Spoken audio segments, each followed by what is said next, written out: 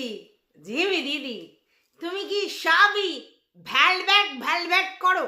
মানে সবই কি তোমার ভেলভেটের ওই চুড়িদার বা কুর্তি? মানে যে কটা দেখলাম তুমি শর্টস করতাছো সব কটাই সেই মানে একই টাইপের, মানে ভ্যালভেটেরই, মানে ইলি জুলি আর কি ভ্যালভেটের সব কটা।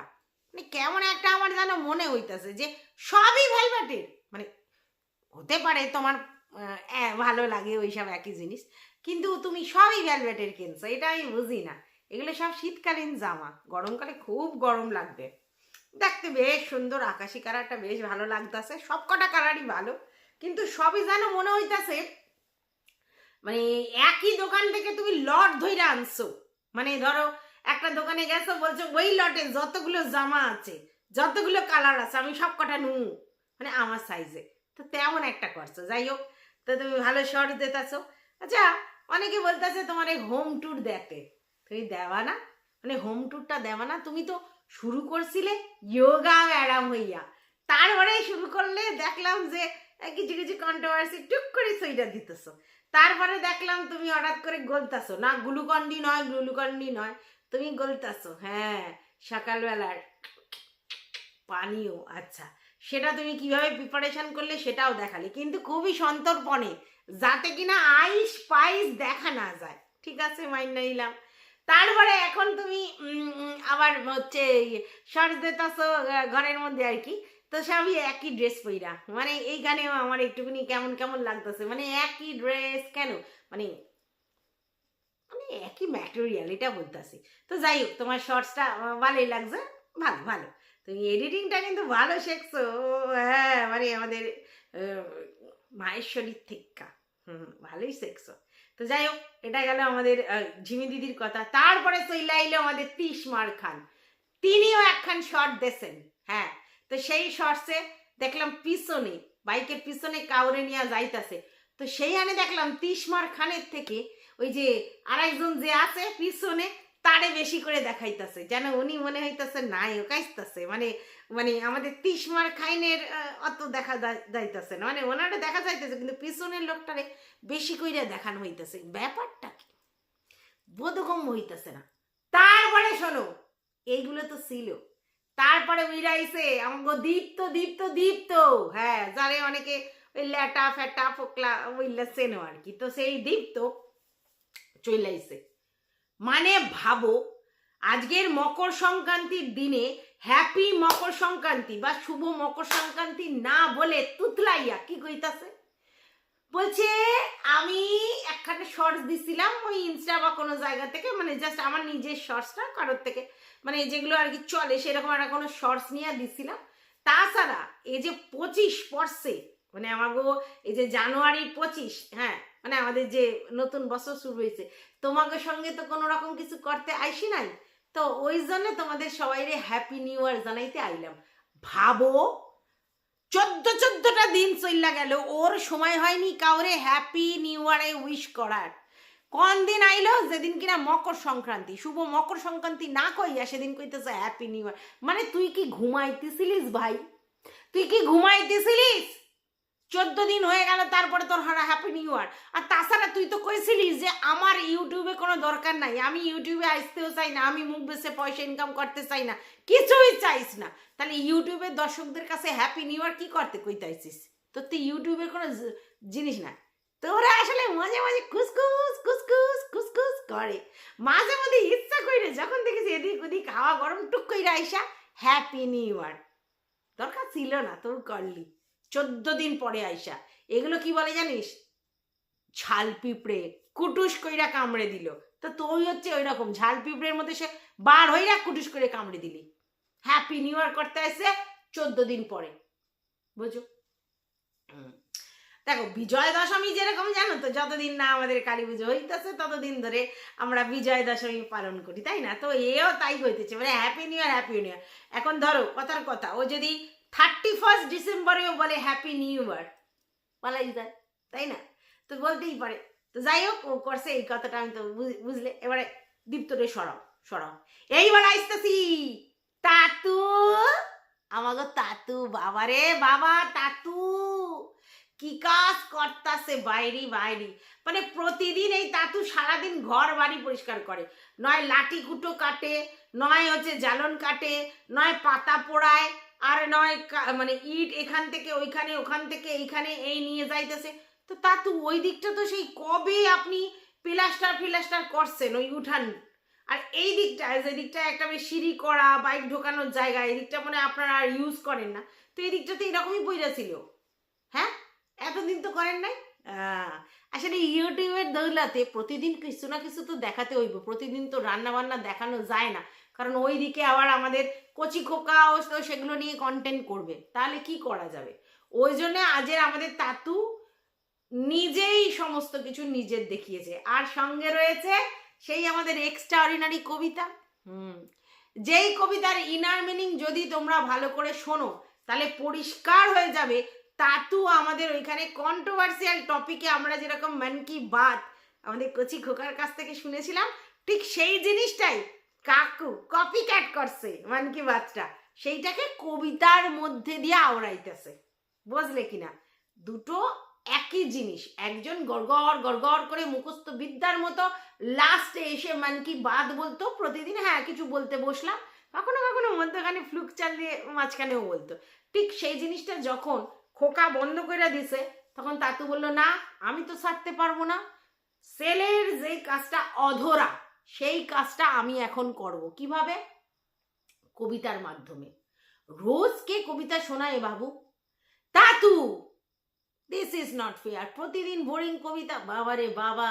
আর সেই কবিতা গাছ ফুল পাখি পশু এসব নিয়ে হয় হলো, কিন্তু আপনি সব সময় ইনার মিনিং করে ছোট্ট কইরা মাথায় হ্যামার কইরা যান। কাউরে কাউরে সাপ কইতাছেন, কেউ বলতেছেন যারে ভালোবাসে তারেই ঘিচকাও করে। আচ্ছা গুলি বন্দুকটা আপনি কারে কইতাছেন বলুন তো? হ্যাঁ আমি জানি কারে কইতাছেন, হ্যাঁ যে কিনা ভাই তারেই কইতাছেন, না তারে বলতেছেন যারে নিয়ে ইয়ে করে তারেই আবার গলি করে, মানে বুঝতে পেরেছি কারে বলতেছেন। মানে আপনি এখন যেখানে যেখানে আমাদের কচি খোকা উত্তর দিতে পারতাছে না, যেখানে কচি খোকা কিছুই করতে পারতাছে না, তাকে উত্তর দেবে না, কারণ সে বড় ব্লগার, ঠিক আছে, এবং তো সে তো তার তরফ থেকে বলা হয়েছে কি নাকি চলতাছে, ওই জন্য সে যখন মন কি বাত বলতে পারতাছে না তার কিছু না কিছু রুলস রেগুলেশনের মাধ্যমে, তাই জন্য সেই জায়গাটা আপনি নিছেন। প্রতিদিন পুচুট কইরা চিমটি কাটেন এক একটা কন্টেন্ট ক্রিয়েটারের পিছনে, আর তার সঙ্গে ফ্রি পান কি? আরে টিনু সুন্দরী সেটা তো আছে, যা টিনু সুন্দরীকে চিপ্পুস দেওয়ার জন্যই তো আপনার এই ছোট্ট মোটো কবিতা, তার সঙ্গে সঙ্গে সেই সকল কন্ট্রোভার্সি ক্রিয়েটারদের। আচ্ছা যারা যারা বলতেছিলেন যে আমরা কচি খোকাকে দেখবো না, ওকে আর ভালো লাগে না, কিন্তু আমরা তাতু তাতিমার পাশে আছি, তাতু তাতিমা যা করবে আমরা তাই দেখবো, সবাইকে বলবো তাতু তাতিমার পাশে থাক। তোদেরকে বলি তোদের মাথায় কিছু নাই, গোবর পোড়া, এই যে আমাদের কচি খোকা এই যে এরকম হয়েছে, এই যে অ্যাডামেন, এই যে এরকম টাইপের গোয়ার গোবিন্দ, কারো কথা শোনে না, যা মনে করে তাই করে, এই যে তোরা দেখতাছিস, আর এত কিছু মানে অ্যাটিটিউড নিয়ে থাকে, তার কারণটাই হচ্ছে তো এই যে বাবা মার প্রশ্রয়। তোরা ভাবতাছিস যে এখন তোরা যদি তাতু কাতিমার ভিডিও দেখিস আর তাতু তাতিমাকে ভিডিওতে ভিউজ দিস আর ওর ছেলেরকে নিয়ে বদনাম করিস, তাহলে কি তাতু তাতিমা তোদের ভালোবাসে? Never ever. এই ভুলটা তো আমাদের কিমাও করেছে। কিমা ভাবছে আমার সঙ্গে কাকুর কথা হয়, কাকিমারও কথা হয়, ভাই আমারে পাত্তা দিক না দিক কোনো ব্যাপার নয়, একদমই না। ওইখানে ভাই গার্জেন, ভাই যা কইবে তাই হইব, আর ওই যে বাবার মা ভাইয়ের জন্যে অন্ধ, হ্যাঁ ভালোবাসায় পুরো অন্ধ। বাবা ভাইরে বাজে কথা কইবে, ভাইরে নিয়ে কন্টেন্ট করবে, ভাইরে ইন্টু বাজে কথা কইয়া ঝাড় দেবে, আর তারপরে গিয়ে বাবার মায়ের প্রতি ভক্তি দেখাবে। ওইরকম ভক্তি নেবা না, একদম নেবা না, মানে একদম আমাদের তাতু তাতিমা নেবে না। কারণ ওরা ছেলের জন্য অন্ধ, ছেলের মানে প্রশ্রয় দিয়ে দিয়ে এমন করেছে ছেলেকে, ছেলের কোনো দোষ তারা দেখতে পায় না, সব দোষ তাদের এগেনস্ট পার্টির, সে টিনু সুন্দরী হোক আর কোনো কন্ট্রোভার্সি ক্রিয়েটার হোক। তাই ওনাকে বলা মানে বেকার বলা, এটা আমি বুঝেছি। তাই তো উনি প্রতিদিন এই কন্টেন্ট করে যাচ্ছেন কবিতার মাধ্যমে। বুঝতে পারছেন না আপনারা? ওই কবিতাগুলোর ইনার মিনিং ভালো করে বুঝবেন উনি কি বলতে চাইছেন। এবং উনি প্রতিদিন কন্ট্রোভার্সি ক্রিয়েটারদের খোঁচা দিয়ে যাচ্ছেন। এগুলোকে বলে কন্টেন্ট ছোড়া। ওরা সুস্থ স্বাভাবিক ব্লগ করতে পারে না। আচ্ছা, ওনাদের তো যথেষ্ট বয়স হয়েছে, ওনারা কিন্তু ওদের যা পরিবেশ বা গাছগাছালি বা যে ধরনের ভিডিও রান্নার টিপস দেখাতে পারে, হ্যানা ত্যানা করতে পারে, ওদের কিন্তু ভিডিও এমনিই চলার কথা। কিন্তু না, এদের স্বভাব হয়ে গেছে কন্ট্রোভার্সি করা। তাই জন্য এরা সেটা ছাড়তে পারছে না। মানে সারা দিন উনি ওই সকাল থেকে বিকাল পর্যন্ত ওই কিছু কাজকর্ম করে, আর সারাক্ষণ উনি কন্ট্রোভার্সি গেলেন, মানে ভিডিও গেলেন। আর তার জন্যই ওনার মাথার মধ্যে সারাক্ষণ ওই গুবরে পোকার মতো না কন্ট্রোভার্সিটা গুজগুজ করছে। আর দ্যাটস ওয়াই উনি ওটা থেকে বেরোতে পারে না, নিজে বেরোতে পারে না। উনি প্রতিদিন, এটা একটা গোলক দাদা, তোমাদের বলেছি আমি কন্ট্রোভার্সি জোনটা। তাই অনেকেই আমরা বলি আমরা পয়সার জন্য কন্ট্রোভার্সি করতে এসেছি। বহু লোকজন আছে যারা মাসের পর মাস কন্টেন্টের জন্য পয়সা পায় না, তারপরেও তারা ভিডিও করে। কেন বলুন তো? এটা একটা নেশা। কথা বলা একটা নেশা। ইচ্ছে হয় কোনো একটা টপিক পেলে যে আমি একটু বলবো না, আমার তো চ্যানেল আছে, আমার তো বলার জায়গা আছে। ভিউয়ার্সরা বড় বড় করে কমেন্ট লিখে যায়, কারণ তাদের বক্তব্য রাখতে ইচ্ছে করে, নিজের মত প্রকাশ করতে ইচ্ছা করে, তাই জন্যে। তো সেইখানে ওনারা সারাক্ষণ কন্ট্রোভার্সি দেখছে, নিজেদেরকে সংযত করতে পারে? আজকে একটা জিনিস দেখো, এই টিনুর মা, টিনুর বাবা, এদেরকে নিয়ে কম কাটাছেড়া হয়েছে? কি যা তা না বলে যে কিভাবে রিয়াক্ট করেছে, কোনোদিন দেখেছে ওদের রেসপন্স করতে? কেন বলো তো? দুটো কারণে। তার কারণ এদের কন্ট্রোভার্সি নেশা নেই, যে কন্ট্রোভার্সির ভিডিও দেখবো, কন্ট্রোভার্সির ভিডিওর মধ্যে ঢুকে থাকবো, বুঝে থাকবো, একদমই না। ওরা আপন মস্তিতে থাকে, নিজেদের কাজ, ঘোরাফেরা, ফুর্তি, আহ্লাদ, এটা। এবার ভিডিওটা কাজের জন্য করে, কাজ মানে ভিডিওটা ওদের কাজ, তাই জন্য করে। তাছাড়া ওদের কিন্তু ইন্টারেস্ট নেই যে কন্ট্রোভার্সির মধ্যে ডুবে থাকবো। তাই কে কি বলছে, কে কি করছে ওরা দেখেইনি, ওই কমেন্টগুলোও ভালো করে লক্ষ্য করে দেখেনি। যখনই দেখেছে ভুলভাল কমেন্ট দিচ্ছে, ইগনোর করে গেছে, কারণ তারা অন্য জায়গায় ব্যস্ত থাকে। কিন্তু এই যে আমাদের তাতু সকাল থেকে উঠে, তোমরা জানো কি করে, ওই জ্বালানি হেনা তেনা অমুক তমুক, তারপরে গিয়ে তাঁতিমার বিছানে একটুখানি, না কিছু না, বাজে জিনিসটা হাওয়া দেয়, ঠিক আছে। তারপরে ওনার খেয়ে দিয়ে ওনার কাজটা কি বলতো, বিকাল থেকে ওনার কাজটা কি, সারাদিন তো হোক হলো, এবার বিকাল থেকে সারাক্ষণ শুয়ে থাকতে ভালো লাগে? আর ওনারা সেইভাবে টিভি দেখে না, কারণ ওগুলো তো স্মার্ট টিভি, ওনারা নিজেরা চালিয়ে সেরকম দেখতে পায় না। তো সেক্ষেত্রে সব সময় হচ্ছে কচি খোকার ধামা ধরতে হয়। আগেকার দিনে টিভির মতো তো টিভি নয়, ঠিক আছে। তো দ্যাটস ওয়াই টিভি দেখে না, তো সারাক্ষণ মোবাইলটা নিয়ে ঘুটুং ঘুটুং ঘুটুং ঘুটুং করে। আর চ্যানেলে কি দেখবো? কন্ট্রোভার্সি দেখবো, অন্য কিচ্ছু দেখবো না। যার জন্য মাথার মধ্যে যদি সমস্ত সময় ওটা চলতে থাকে, তো সেটাকে তো আউটবাস্ট করে বের করতে হবে। তো ওনার তো কাউকে বলার নেই, ওনার তার বন্ধু বান্ধব কেউ নেই যে কাউকে গিয়ে বলবে। বউকেও সেভাবে বলতে পারে না, কেন যে বউ তো পরিশ্রম করে, এই করে সেই করে, তার মধ্যে থাকে। তাহলে কি করবে? ওই কবিতা লিখে তোমাদের মনোরঞ্জন করছে। কবিতার মধ্যে পুরো ভরে ভরে কন্ট্রোভার্সি। মানে ভাবতে পারো, মানে পুরো ফ্যামিলিটা আমি বুঝতে পারি না যে এরা কেন বিতর্কের মধ্যে থাকতে চায়, বিতর্কের মধ্যে থেকে বেরোতে চায় না, কেন বুঝি না। আজকে তো নতুন তাদেরকে নিয়ে কন্ট্রোভার্সি হচ্ছে না, সেই মেয়ের আমল থেকে হচ্ছে, ঠিক আছে। এরা পুরো বিতর্কিত, মানে পুরো ফ্যামিলি হয়ে গেছে। আর ওই ফ্যামিলি কখনোই এই বিতর্ক থেকে বেরোতে চাইছে না, কোনোভাবেই বেরোতে চাইছে না। তাই এদের মানে আজকে যদি আমাদের কচিকোকা চ্যানেল বন্ধও করে দেয়, কথার কথা, অন্য বিজনেসে ইনভলভ হলে, এরা এসব ধরনের কন্ট্রোভার্সিয়াল টপিকে ভিডিও দেবে, তাহলে লাভটা কি আছে?